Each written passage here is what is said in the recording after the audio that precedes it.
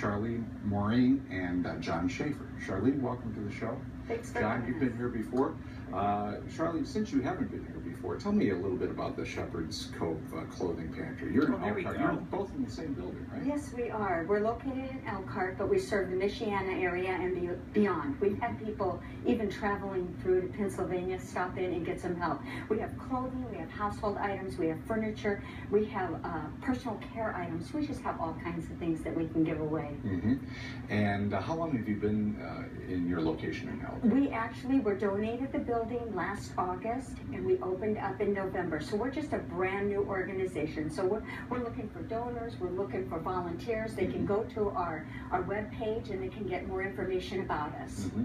And John, give us an update on Chicago and Michiana Five for the Homeless. First of all, remind everybody what your mission is and how you... Well, our first primary mission is to the street homeless in Michiana and in downtown Chicago. We also assist shelters with support of clothing, blankets, articles that they may need to distribute to their residents. We help soup kitchens locally, as well as clothing pantries, food pantries where we have ample food to hand out. We've even helped some families with an emergency crisis for food, and we're trying to work with other agencies around the area to assist the homeless in one way or another, and working with them and finding out how we can be a help to them. And we're also currently advocating for a youth shelter in Elkhart County. Mm-hmm.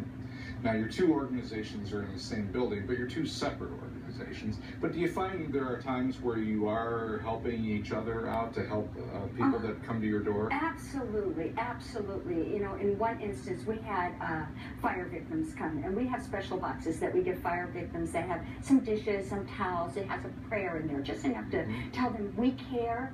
And they couldn't find all their clothing that they needed in our place, and so they went over to John's side, and John happened to have some men's clothing. So we both helped this family. It was great. It was just wonderful. Now, can you put any numbers on this? I mean, how many people do you serve per year? Do you have an idea how in December, we helped 336 families. We gave out 1,362 bags of clothing.